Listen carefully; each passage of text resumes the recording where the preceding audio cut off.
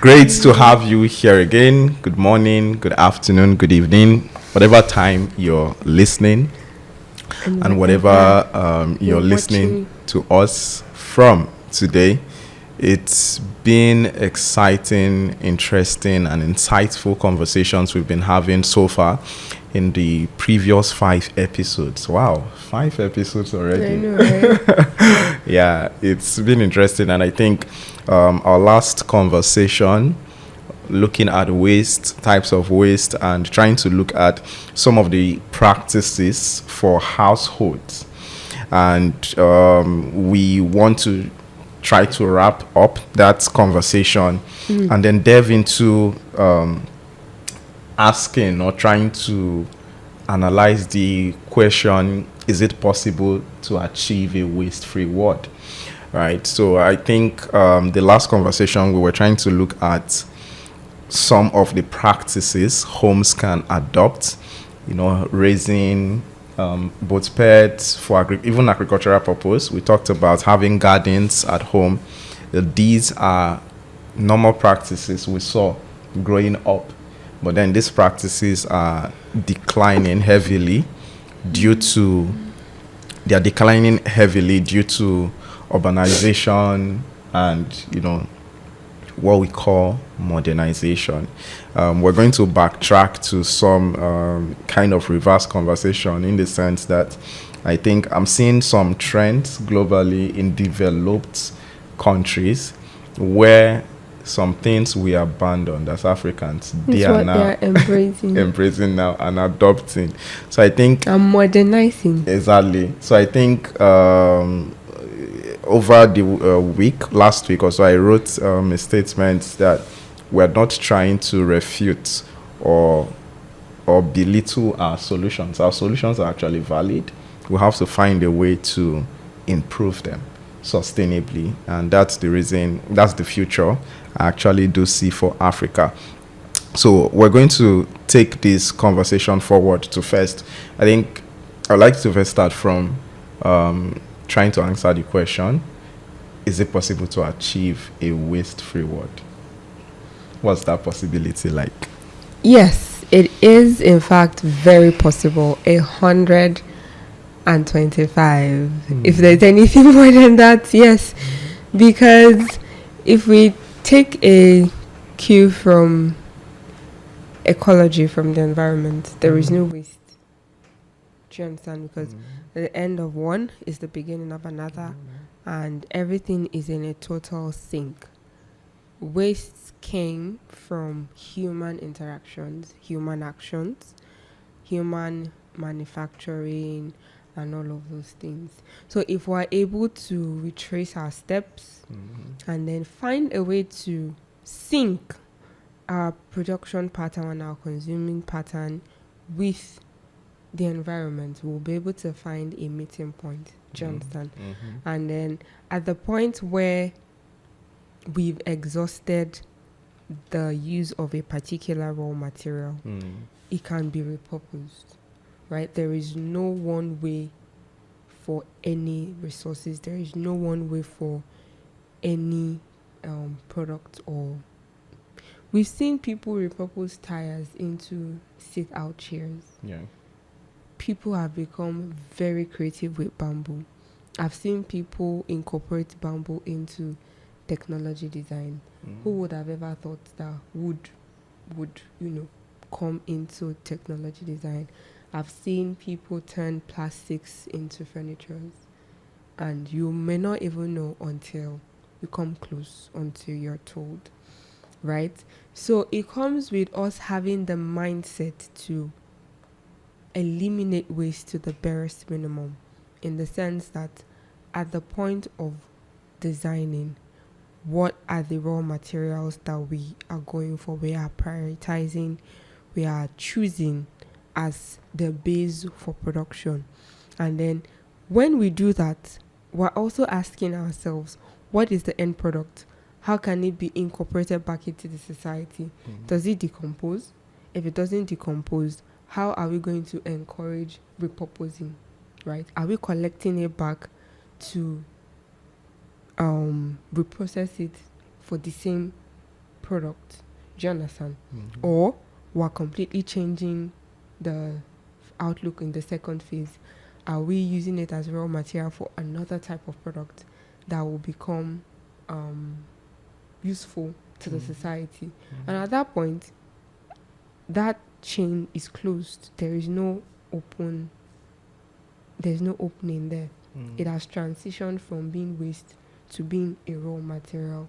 So if we all look at waste from that perspective, it will affect the raw material choice, it will affect the production pattern, it will affect the product design, and then it will also affect the consumer pattern. Because consumers will be better educated on what to do and how to do what. I know, there's a particular brand that of beverage that I used to take growing up. It's Ovaltine. I don't know if you know it. It's in a glass jar. Oh, yeah. You know that glass jar with a blue lid. I kid you not, if you go to my house, you still find that container there that my parents have been using. I'm talking of probably when I was 7 or 6, because there was a particular store we used to buy that product from, and then over a time we stopped seeing it. But this is 2015, 16, 22, 23 years post production, and that glass jar with the lid is still in my house. It's not waste, it's useful, because it was made from a durable material, the glass jar. So repurposing it came easy, and if properly maintained, I bet you that thing will still be in the house for another 100 years. Of course. Right? Yeah. And it will not lose its value. It doesn't disintegrate, it doesn't erode, it does, except probably it breaks. Yeah. But we're still using it to store other things, and I even like it. It helps you preserve whatever you're keeping there, because plastics and heat, it disintegrates when the heat is introduced. It expands, it disintegrates, it alters the integrity of whatever you put into it. If it's oil or anything oil based, it becomes rancid, and then the taste changes, right? And that way, even air easily gets into whatever you put inside, because of the contrasting and expansion that goes on whenever heat is introduced. So whenever it expands, maybe a tiny portions of air comes in, it corrupts whatever you've stored inside. But in the case where it's glass, we both know that except it's like a high degree of heat that is introduced, nothing will happen. The integrity of whatever you stored in that container will still be the same. Definitely. So imagine everyone that purchased that product at that time saved those containers. You will not find that product at the dump site. And even if you did find it at the dump site, some people might have picked it. You can easily repurpose, you can easily reuse it, you can easily reintegrate it back into society without cracking your brain. Oh, how am I going to use it? How is it going to be useful? It's that design was beautiful. Yeah, I absolutely agree. And then talking about this, I'm beginning to even feel like retrace back to when you said cheap being the enemy of sustainability, because I think this transition to plastics was based on price point, that plastics are way cheaper, produce more, and that was the reason from moving to bottles. But I think in a way bottles look more sustainable, because even in recycling plastics, at a cycle, there is a particular cycle that is not recyclable. Yes, that it becomes unrecyclable anymore. But glasses don't have any lifespan. It's made from sand. Yeah, as much as possible, you can keep recycling, repurposing. So I think that should also be like a model or something to consider. I want to go to the aspect. I loved the questions you were posing as regards to thinking about waste, especially for household level, but for production now, even for people who would want to produce something now, you want to get into a particular product line, the end is our product. is where we just end. We're not thinking about what happens to the waste we're going to generate from the process of manufacturing our product. So you asked some key questions, and I think those key questions, what waste will come out of this production? What can we do with this waste? Can we repurpose this waste? Can it be a raw material? If it's not going to be a raw material, how can we treat this waste to ensure it's safe for both for human health and for the environment? And I think answering those questions in those process would really be key and helpful for any nature of business and production line as well. So that's really a very important point to note. Point I would want you to look at, or want us to delve into, would be what possibilities, right, are we seeing? We just highlighted that developed countries are trying to adopt. The adoption is so weird that they're adopting mud houses. It's that weird, right? So I saw where people are now trying to modernize mud houses, mud houses that we lived in, and then it was considered as below. Do you understand? But now they are having to look at mud houses, saying it's insulated, right? Then when you go into a mud house, even no matter the heat, there's a form of coolness in it. So they are trying to see how they can try to modernize that and make it look so beautiful and even safer, right? So the question is, what are the possibilities that can help us achieve all of this now? What kind of shifts based on what's happening now? How do we improve our systems, especially talking about African culture, African sustainability practices? How do we try to, bring that into the modern world? First off, the major highlight is the knowledge gap. The knowledge gap between our forefathers, why they did what they did, right? And how they did what they did, and us, right? There was a period of time where I would say we were brainwashed, and then we were introduced to a lifestyle that we felt was better and superior to what we had, right? And then because we had little or no interactions or connection with what was, we just followed the vibe. You never lived in a mud house, did you? No, I never lived in it. So I probably did not know better. Yeah. There are so many practices where, depending on how things are mirrored and pictured, it will affect your perception and your reception. And that is what has greatly plagued Africans. Because I am a Korean fan. I'm a Korean fan. Okay. So I've seen, based on the movies. Yes, yeah, I've seen how a firm understanding of traditional practices would greatly impact embracing technology and modern cultures. If you watch a lot of, or if you've seen a lot of Asian cultures, you see that the level at which they integrated technology into their traditional practices is way higher than any race in the world. China, for example, you see that they're more productive, they are more ahead, they have lots of solutions to offer the world. This is because they did not abandon what they know. They did not abandon what worked for them. They only improved on it. They found a meeting point with their traditional practices, what their forefathers had done, and then with the technology that the developed world were coming with. And they've improved and worked on it over time. And that is why they are what they are. Do you understand? Yeah. There are lots of products that they probably develop. You'll be shocked that it is from what their forefathers had done that they developed on, and they are still doing. Clay, for example, clay has been a good conductor of heat. It has the ability to absorb. That's why at night it's not cold, because it will absorb the heat during the day and then it will dispense it at night. Whereas the cold is absorbed during the night, it will dispense it during the day. That's why some people then they use terracotta pots, terracotta clay pottery to cool their vegetables.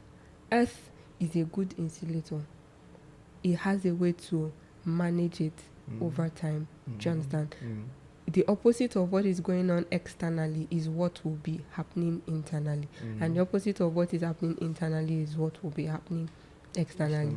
That's why there are some schools. Yes, I've seen videos where schools are built with terracotta designs. You know, terracotta is a form of pottery that is refined, right? And then they use it for their structural designs because they know that if it is properly done, it will reduce their cost of cooling system. I've seen schools where they don't have cooling system because they use clay to design. There's a way it was structured that the heat will pass through a design, and then at the end of the day it comes in, it goes hot in, rise. You know, hot hair rises, cold hair drops. So the hair that is coming in, it comes in through a point, and then they design it such a way that as air is coming out, is going out, is coming out, is going out. So the heat is not staying. Oh, nice. Do you understand? You know, it is when the heat stays, that's when the environment becomes hot. But once the design is open, once the hot air rises, it evaporates, it escapes, and then just the cold air will stay within. And just like we mentioned earlier, the opposite of what is happening outside is what is happening inside. So the cold air will remain within the space, within the environment, and then it will keep the environment cold, right?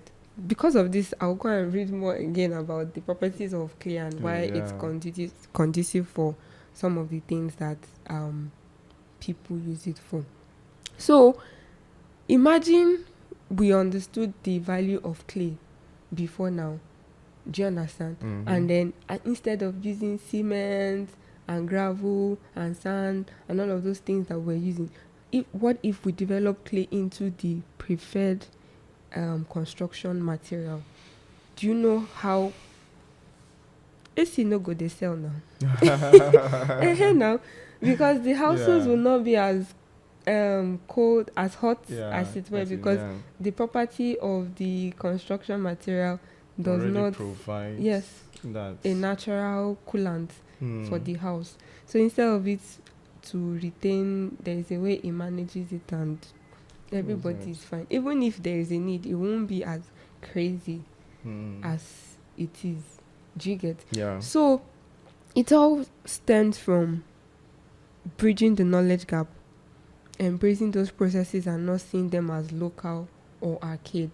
Even if it's local, pay attention to it. There's a wisdom there. Because for people to have used it for a period of time, they are not foolish and they are not stupid. There is something that thing did for them. That's why they stuck to it. So why not have an open mind? Ask questions. Study about it. Find a way how it can be improved, it can be modernized, and it can be exported. Because that's what most Asian communities did. They understood it, they improved it, and they exported it to other parts of the world. Amazing. Thanks. Regards to the aspects you highlighted, talking about the case study of the mud houses now, I think Africa, we started solving problem with the excitement of technology, and we think problem solving from the aspect of technology first rather than solution first. Then how can we use technology to enhance it or improve it? So how do people already solve? That's the reason stories and history are great assets. If we must improve anything, if we must do anything better, we need to know the history, understand the stories, know why. What did they do? Funny enough, we believe we have better life now. We believe we have high technology. We believe we're doing things better. But somehow, the old guys lived longer, Healthier. healthier. They didn't my, have my, all the sicknesses. my grandmom is still alive. Wow. She's over 100. Do you understand? Are you serious? Yeah, she's still alive. And she still recognizes people. All her teeth are in.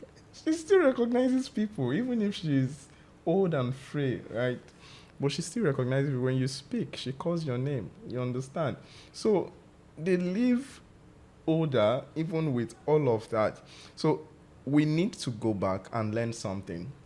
Even the issue of, I'm digressing a bit, but there's a reason for that, of childbirth. There was a point I had to ask my mom.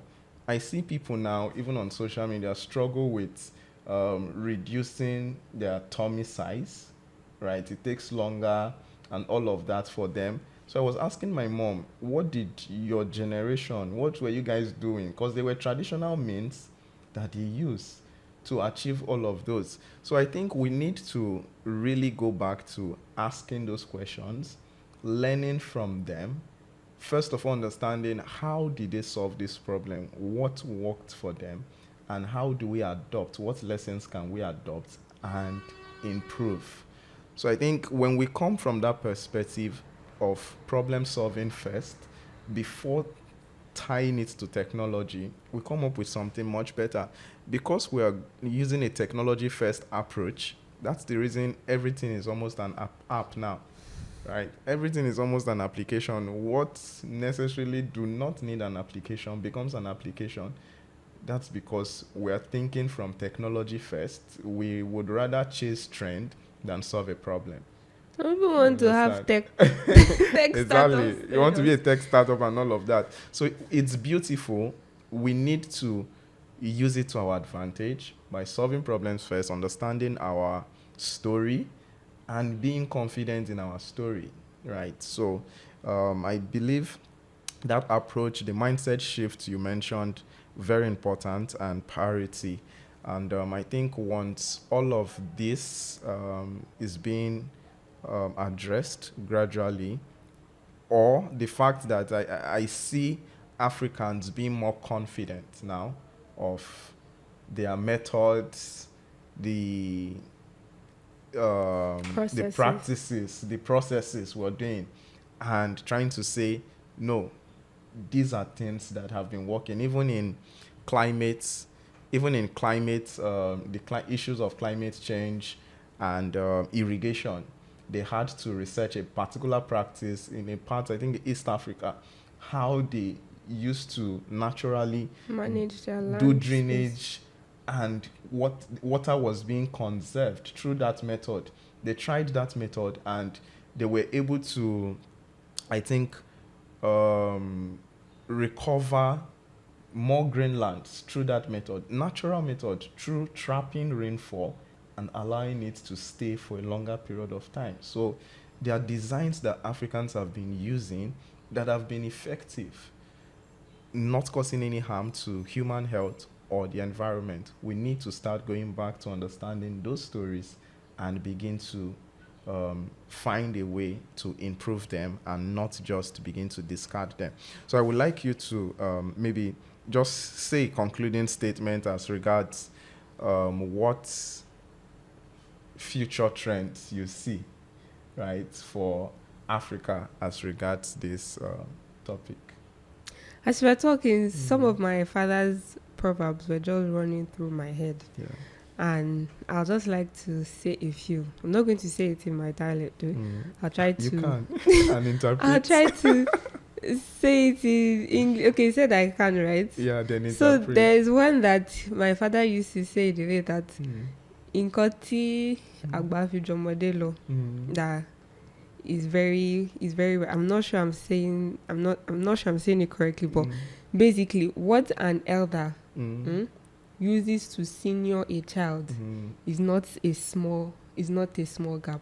And the child that says that an elder is stupid, when he also becomes an elder, he will realize that it was actually the one that was stupid. You get? Yeah. And then it just made me to say that when you, how am I going to put this?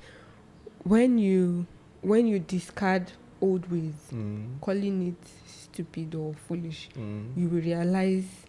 Funny enough, they are not realizing that, because the generation that threw away our practices, our way of life, they are not here again. It's we, the children now, that we are suffering it. We don't know. Do you understand? But history will tell.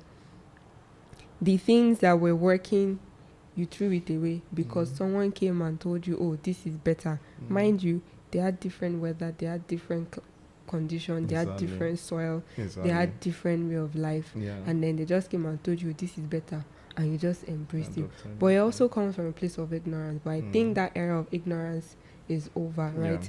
So we have a better chance at fighting this and trying to revive what was working, integrate it, and make use of them.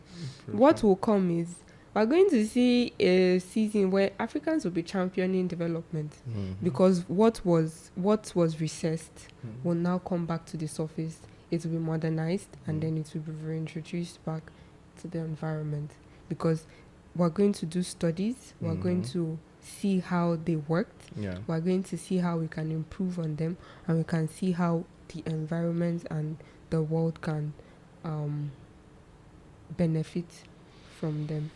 Awesome. Great. So it's been really insightful, from looking at how can we achieve a waste-free world to talking about African sustainability practices. And it's been an insightful conversation. We would see you in our next episode. Please don't forget to like, comment, subscribe, Share. and share. Thank you very much. See you in the next one.